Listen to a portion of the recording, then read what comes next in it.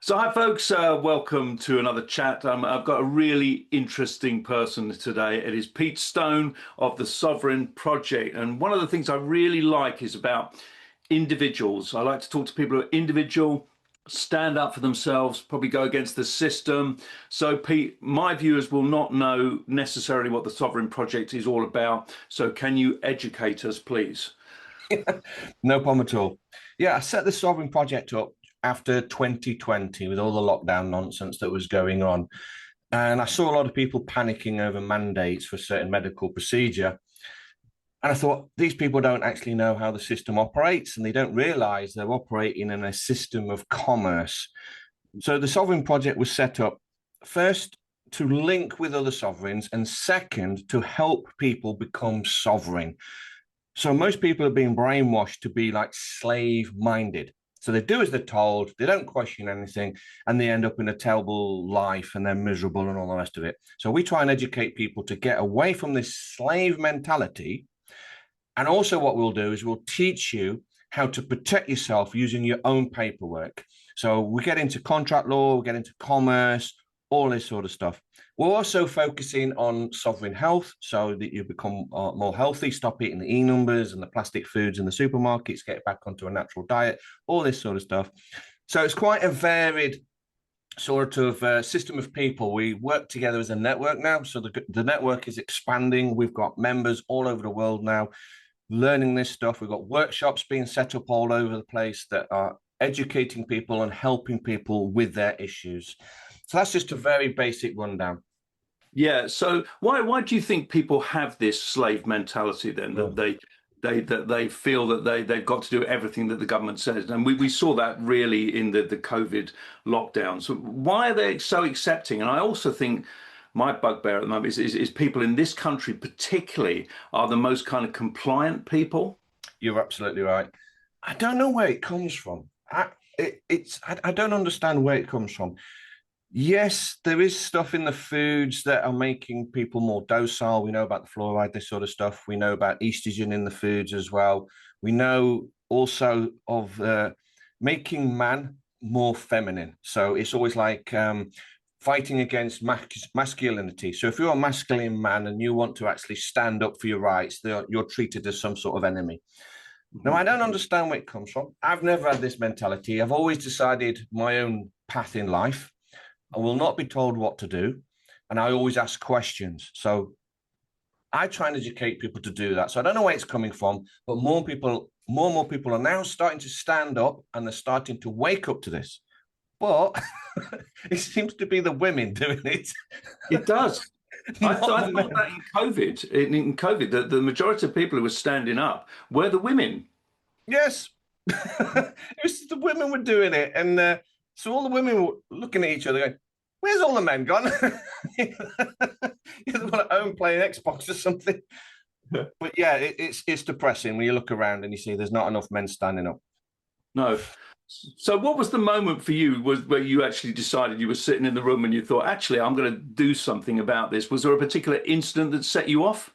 It was. Well, to be honest with you, it was building up pressure.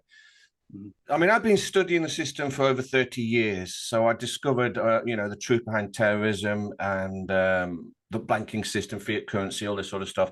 Then I understood about the child trafficking and all this. So it was a build-up of pressure. But what it was ultimately, it was when I saw reports that people were committing suicide over the medical mandates because they were being mandated to take a vaccine and they were committing suicide. I said, I got to do something because you don't commit suicide over a mandate. You challenge the mandate.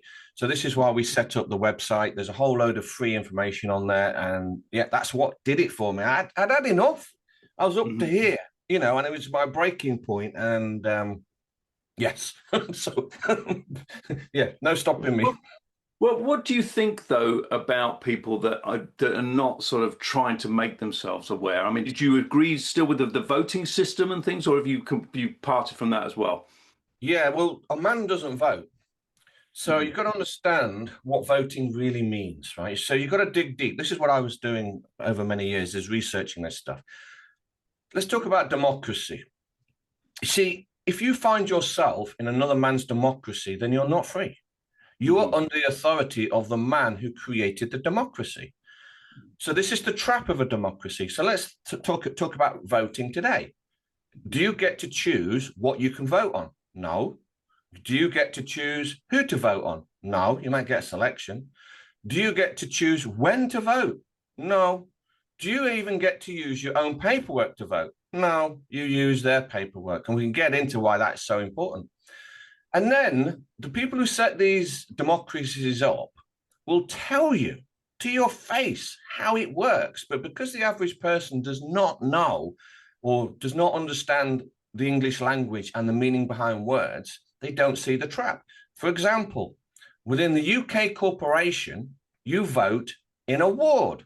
They will tell you this. So the politicians will tell you that you vote in a voting ward. And you go, well, hang on a minute, what does that mean? Well, if you find yourself in a ward, it means you've given up your power of attorney. It means you have no authority at that point. For example, prison ward, hospital ward.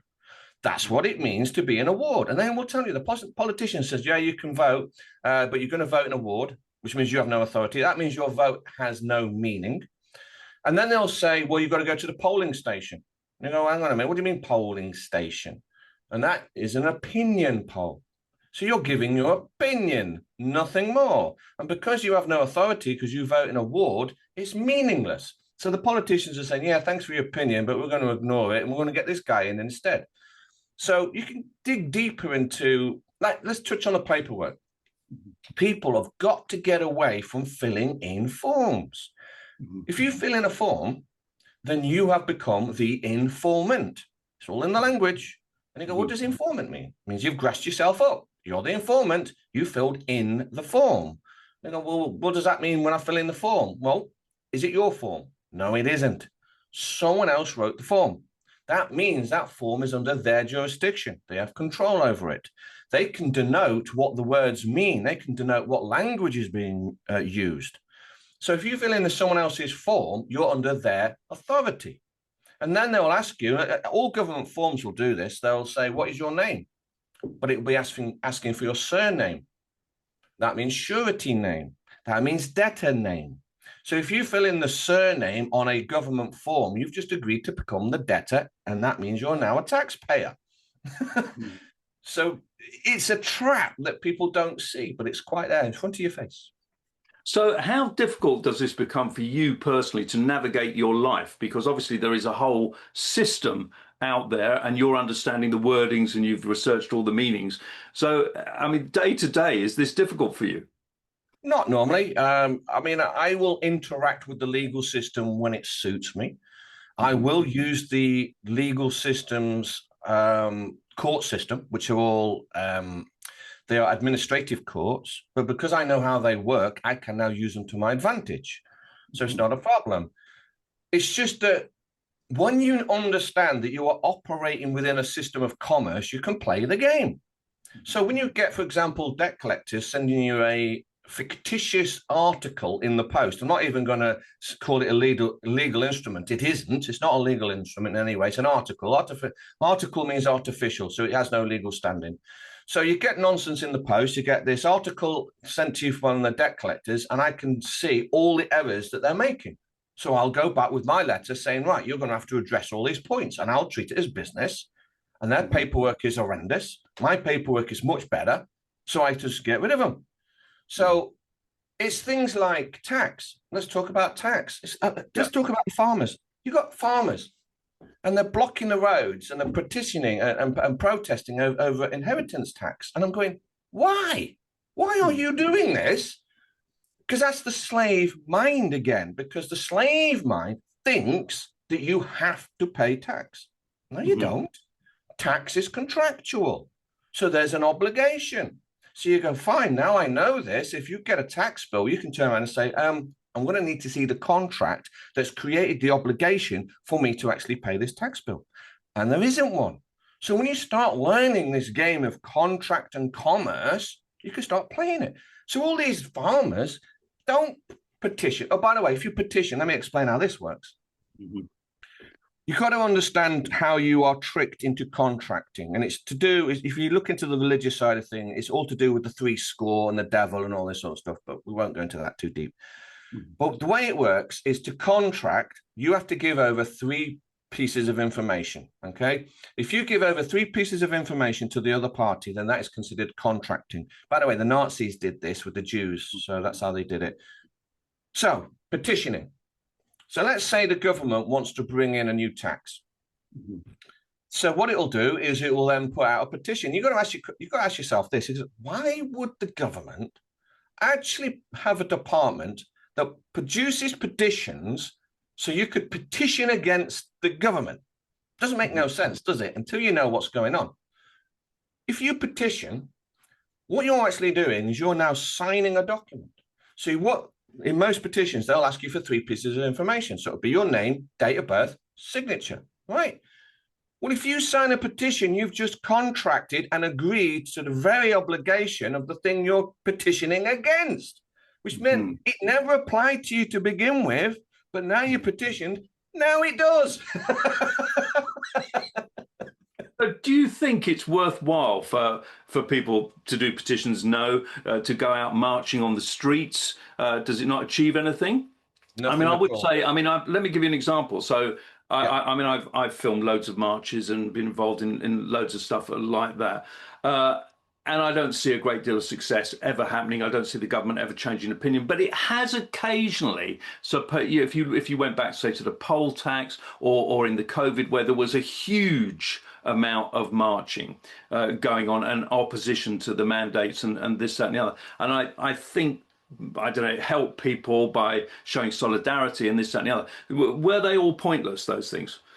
Yes. Let me just touch on the only good thing about a protest. Let's say a protest marching in the streets. The only good thing is the fact that people can meet each other and exchange information in the protest. You can hand out leaflets. That's the positive side, right? Now, that is the gamble that the government plays because it knows the game. So it judges what's the pros and cons with making all. See, most protests, by the way, are orchestrated by the government anyway. It's not natural. It's not the people doing it. So if you dig deep enough, you'll find it's corporations setting it all up behind the shadows anyway. So they're all orchestrated. So the government will say, what's the pros and cons? Yeah, the bad side is obviously people share information and there's, there's a feel-good factor that can last. But the government says, no, in the long run, it's better for us. The reason being is if you protest the government, you're giving the government strength because you're saying that the government exists. Now, this is the biggest scam of all. Government doesn't actually exist. And I know people go, oh. No, it doesn't, because government is a legal fiction. Let me explain. So if I say to you, if someone says to me, yeah, government exists, and I say, okay, how tall is government? And they go, oh, yeah, doesn't exist. It's a legal fiction. Government exists on paper only. There's people who work in a building who work for the government. I can deal with that. But government itself doesn't exist. It's like go back to the mandates, because people were saying, we've got to wear a mask. Who says? Government says. What do you mean government says? It doesn't even exist. How tall is government? Is this government a white guy or a black guy? Is it a man or a woman? I need to know a name. Who says I have to wear a mask? Now, that's part of the slave mentality. So you've got to get rid of that. So going back to the protests. So the problem with protesting is obviously it legitimizes government because you're protesting against the government and you're giving it strength. So this is one of the reasons they actually do it. It's the same with petitioning. It's the same with voting. If you vote in the government's democracy, you're giving it strength. So this is the problem, that you just don't do it. So see, if you protest, you're telling the government you don't know anything. I'm sorry to say that, all right? Because the politicians are laughing at you going, you're protesting. You're protesting against something you don't even have to do. So let me explain poll tax, because you mentioned poll tax. Yeah. That's funny. You know what I mean? So I know it. I'm telling you that that's funny. The people who run this system have got an evil sense of humor. Right. Right? Because remember the COVID days when they painted arrows on the floor and they said, follow the arrows and you won't get COVID. Oh, I was laughing my head off. So they do this, right? So they have got an evil sense of humor. So poll tax, okay, poll tax. A lot of people say, wow, you know, if we didn't protest against poll tax, then it would have been bad. No, poll tax was the Trojan horse or the paper tiger. Let me explain how this works. Let's say there's your government, you know, you run a government, should I say, you run a government and you want to increase the tax on everybody by 5%. Well, you can't just do that because everyone will be angry about that. So what do? You bring out a 15% tax, don't you? And you go, and then the people, 15% tax. And then what you do is you get two parties, one blue, one red, and they will argue for you. This is Punch and Judy, and they will argue back and forth over several weeks. Oh, no, we're not having 15% tax and all the rest of it. And people will be angry. And at the end of the day, after about several weeks of arguing, the two parties says, right, we've come to an agreement, everybody. It's not 15%. We've got it down to 5%. And the people will go, yay! Oh, God, people are stupid. But that's how it works. Yeah. Once you know the game, you play the game. So let's take an individual thing. And I know you've talked about this before on a lot of things. It must irritate you. Did you find people irritating, Pete? Because we don't actually. Are we stupid? What are we?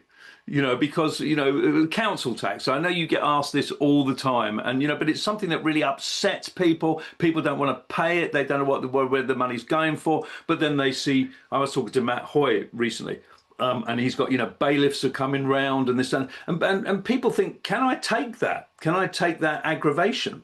So can you avoid paying it? Okay, well, we've got to look at the language, okay? Because you just said a sentence there. Now, this is where the language comes. You've got to learn the language because you said the sentence, can you avoid paying it? Am I accepting that have I just accepted? Yes. Yeah. You see how subtle that was? Because you said, how do I avoid paying it? Which means you've accepted the obligation to pay it, but now you want to avoid paying it. Yes. Therefore, you've lost. Yes. So when the government or the people behind government, they say that you are governed by consent. Now, it doesn't mean you get someone from the government knocking on the door and saying, oh, do you consent to tax? Here's a form. And, yes, I do. And then it's not as simple as that. They trick you with language. And people will fall for it all the time. They'll say, I'm not paying council tax. Well, you've lost the game because you've just said you're not paying it. So if you say you're not paying it, you've just agreed you have an obligation to pay. Now you're not. And now they can come after you. So the sovereign, this is the difference between the slave mindset and the sovereign mindset. So look, the sovereign does not petition. I do not vote. I'm not going to protest. Any children protest. So if someone says, I've got to pay the thing, whatever it is, really? Where's my obligation? That's what I will ask because I am the king. I am asking the questions. So if I'm told I've got to pay something and I'm going to turn around to that person and say, right, provide evidence that I'm obligated to pay. You see the difference. So that is the mindset people need to do. So going back to council tax, people are doing all sorts of terrible things. They're doing, for example, they're learning a little bit. They're learning a little bit of contract law, and they're saying do notice of conditional acceptance on a bill. Can't do that. Because if you understand how commerce works, then when you receive a bill, negotiations are over. Because remember, a bill is a demand. When you receive a bill, that means that the contract has been already decided and the contract has been carried out and the work has now been done. Therefore, the payment is due. That's what a bill means. It's a demand. You can't negotiate on a bill. But if you send a notice of conditional acceptance, that's a negotiation. So you're going to lose that game. And if you send a notice of conditional acceptance to the council, they're going to absolutely trample you to death because they know you don't know what you're doing. So the better way to do it is you serve notice upon the council and you say, you don't even use the word bill because that is a trap as well. Because if you say I've received a bill, well, that's another dirty trick. So instead you will say, I've received a document in the post that may or may not be a bill that is undetermined. It is not signed. and I've got no documentation that backs it up. Here go, you've got 30 days, Mr. Counsel, to provide me with all the documentation that has actually created this bill. Failure to do so means that this bill is null and void and be thrown in the bin. If you contact me again, I shall charge you £500 for my administrative costs. That's how you handle it.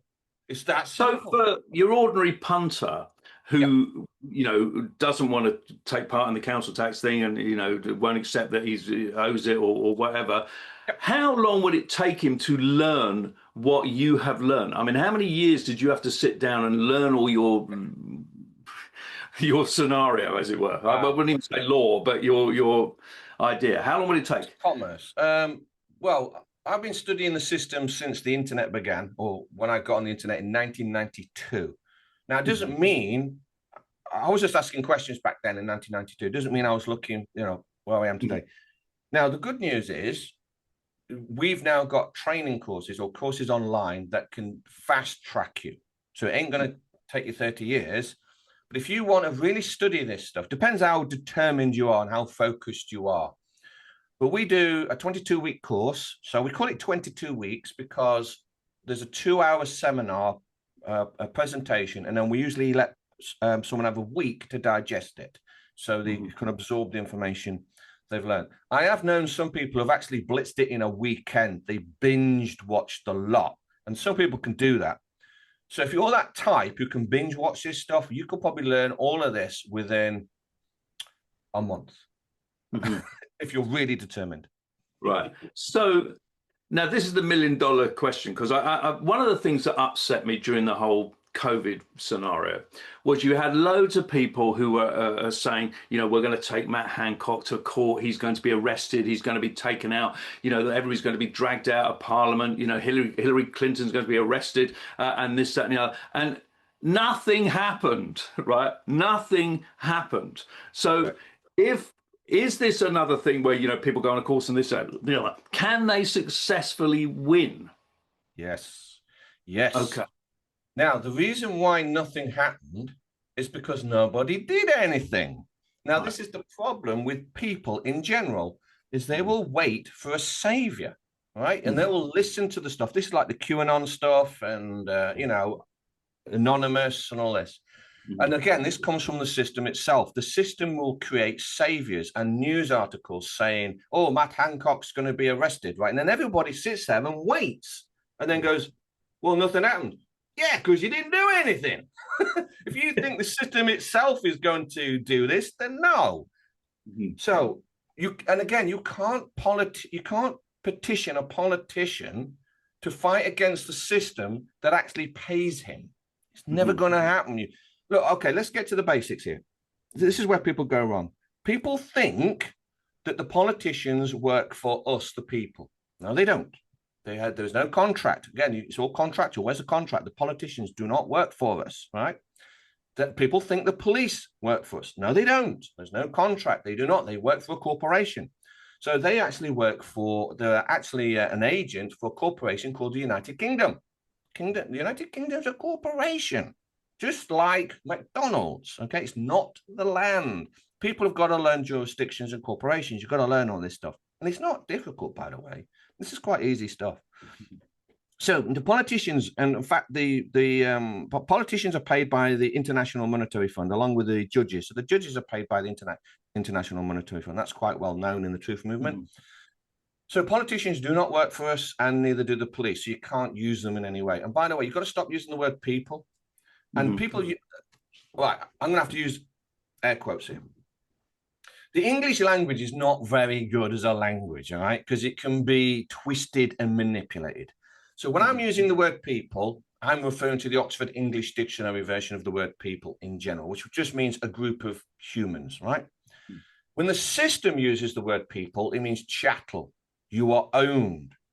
Because if a king says, I am going to address my people, he's saying to the people, I own you. You are chattel. You will work upon my land and you will pay me taxes. So when people say, and again, I'm going to be using the word people, and you've got to switch now between the two versions of the word people. So when people say the government's treasonous, Against who? People don't know what treason means. They're just using words and they're throwing it out there. Oh, they're treason. Oh. No, they're not. It's a corporation. It's contract. Now, it doesn't mean that these politicians aren't doing anything wrong. That's different. What they're doing is contract fraud, or the correct way is legal entrapment. Mm-hmm. That's different. We can play that game.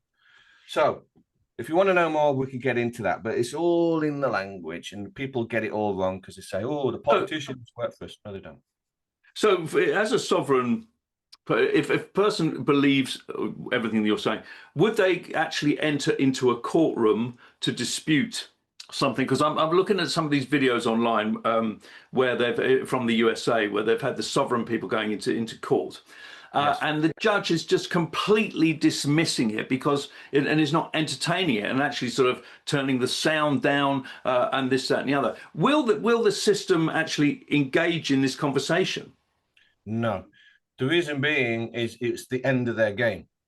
Right. Now, a lot of people say this to me. I get this question all the time.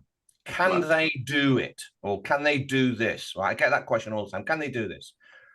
Lawfully, no. Legally, no. Criminally, yes. Mm-hmm. So that's when it switches. If you understand what law is and you understand what legal is, they're two different things. You've got to understand those two. If you understand those two, then the only thing that is left is criminal. And that is what's now going on within a lot of these courts. These people are now acting in a criminal manner because they're not following their own rules. They're not following their own paperwork. Mm-hmm. So, yes, I don't think as an individual you'll get very far because they will just ignore you and trample over you. But this is where things get interesting. As more and more people wake up and do become sovereign, and the numbers increase, don't they? And that increases a larger network. And then when you get a larger network of sovereign men and women all working together and they know what they're doing, there'll become a tipping point when they know, the people who run the system, they know the game's up. There's too many of us now. This game is ultimately a numbers game. That's what it is. So if people wanted to join the Sovereign project, how do they do that? Well, easy enough. One thing is you can sign up to the website, which is the sovereignproject.live. It's free membership. Now, you'll get the newsletter and you'll have access to a whole load of resources and free downloads and the Sovereign Wiki and all this sort of stuff. Now, what we also do is there are volunteers now that work with the Sovereign Project and they help others using, we set up workshops, chess clubs, these sort of things where people can go and start learning this. So what I would suggest to people is get involved. So if you want to learn this stuff and you want to put aside like one evening a week and say, that is going to be my evening where I'm going to learn this stuff. I'm going to learn contract law, commerce, how this system works, so I'm no longer a slave. If you want to do that, get involved. Don't just sit there and wait for me to do it all. Don't wait for a savior. And I won't do it all. Because if people just sit there doing nothing, I'm not going to help you. I'm only helping those who will put the effort in. If you put the effort in, I will help you all the way. But if you just sit there waiting for me to do it all, no, you're on your own. I'm looking after my other friends, you know. So, and how big is the organization building up now? Because you have these sort of weekend retreats, don't you, and things like that? We do. Let me see. The numbers, I haven't checked it in a while, but I think we've got over 20,000 members. They're the ones that are linked to the website.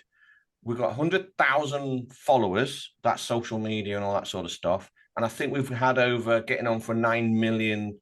I think it's called internet interactions. So this is like videos being watched and all this sort of stuff.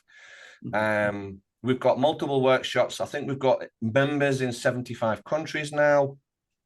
About 10 people a day join. So that just gives you an idea. And then they start their journey. So it is building. We'd like to get the numbers up. If it's 1,000 people a day joining and then 10,000 people a day joining, we can get things done then. You can join the litigation team and have some great fun. You know, it sounds, you know, I really admire anybody that is sort of standing up. And I think you did a big interview with Sky.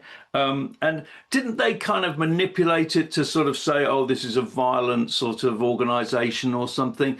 You know, I mean, was that a good idea to do the Sky interview? And what did you feel about that? It's great. It wasn't as bad as I thought, actually, because the journalist was actually quite mild. I was expecting quite a lot of but he did obviously do a little bit. I'll say a mini hit piece, nothing that bad. Yes. But one of the things I did notice on the journalist's face was puzzlement. So he wasn't just 100% trying to attack me, because we were saying things and he could just see it in his eyes and going, oh, so there might be chance for him. He might wake up. But after that Sky News thing, numbers exploded with the Sovereign Project. So, thank you. So, given you people out there, I think we're all a bit downhearted. Are we doomed, Pete? Are we doomed? Can we fight back? Can we sort of have well, I don't know, sovereign life? I suppose, really. I mean, what would you call it? Yeah, I see it. Those who do nothing are doomed. There's no saving them, and we can't get involved, by the way. So if someone wants to be a slave, then they can be. This is the paradox of rights. Everybody has the right to give away their rights. So if they want to give it away, they're on their own. If the numbers carry on the way they are within the Sovereign Project, then we'll be fine. So I see a split happening. So you'll have the left and the right, the blue and the red, and they'll carry on fighting and wasting their time. But then there'll be us. We'll be rising like the phoenix, and we will not get involved in any of that nonsense. So we've only got about a few minutes left. There was a couple of sort of specific questions I was going to ask. A lot of people that are challenging this sort of council thing, they're going on about the sort of common law and the living man and all that. And I believe you say that doesn't have any relevance. Is that correct? Correct. You've got to know the jurisdictions. Now, this is quite a complicated subject, so it depends what jurisdiction you're playing in. You can't just go in and say, I'm the living man. In fact, the solicitors and lawyers who deal with this sort of stuff have now been instructed that the free man on the land is now a legal term. And if you see that in any documentation, it should just be ignored and you just go after the person. So you've lost the game. Don't use that. You've got to learn the system of commerce. There is a time and a place for using affidavits, but we won't have time to go into all of this and creating your estate and create your name. That's a completely different jurisdiction. But no, don't send, for example, I, the living man, documents to the council. They will just destroy you. So if you want to deal with the council, which is a corporation, you've got to learn commerce. That's how you go after them. Okay, and another question. So if supposing I've started to say that the council's tax started in April and I've started to pay it, have I then accepted the whole thing, and or could I reverse my decision and no longer participate? Absolutely correct. You can reverse any contract and you can terminate any contract. You can say payments were made in error. You've received more information that's pertaining to this situation, and therefore I am giving you 30 days notice and all payments shall cease. In fact, you can even ask for the payments back. But that's when you get really good at this. So final sort of few things. How are the people around you? I mean, family, relatives, and this, that, and the other. Are they with you all the way? Or when you started to introduce this, were they a little suspect about it? Do they support you? No. But they're all in quite serious problems now. So no, family didn't, but I've got new friends now. So obviously the friends that I have now are on the same journey as me. So, yes. So you've got a load of support there and everything. So are you kind of like a guru at these events, and are people sort of following you, or going hallelujah and stuff like that? How they do. I don't mind it. It's fine, but I've said this before. I don't like followers. So I don't mind people shaking my hand and looking me in the eye and one-to-one. I have no problem with that. But yeah, I suppose I get that a lot now. It's quite strange because I can go to these events and I have people who I've never met, and they'll say, "Hi, Pete, how you doing?" And I go, "Do I know you?" They go, I don't, But yeah, that happens quite a bit. So they're not looking at you sort of as a bit of a religious figure, as a hands-on or anything like that. It's not gone that far. Not that far, and I don't want it to go that far. I'm just a chap who's researched this and sharing my knowledge. That's it. Yeah, I'm not the new Messiah. I'm just a very naughty boy. Well, look, it's been fantastic to speak to you, and we really appreciate your time because I know you're a very, very busy man. And we wish you fantastic success. So, final thing, they've got to go online and sign up. The Sovereign Project? Yep, sovereignproject.live is the website. Free membership, doesn't cost anything, and there's a whole load of stuff on there you can research. You'll go on Sovereign Wiki where there's some remedies you can share. Information regarding workshops and chess clubs. There's a volunteers page you can sign up to. Just get involved. Just get involved and contact us. And if you can help us, fantastic. Brilliant. Well, I wish you absolutely fantastic success with it. I may even sign up today. You never know. Go ahead, Ed. Brilliant. Thank you so much, Pete. It was much appreciated. Nice one.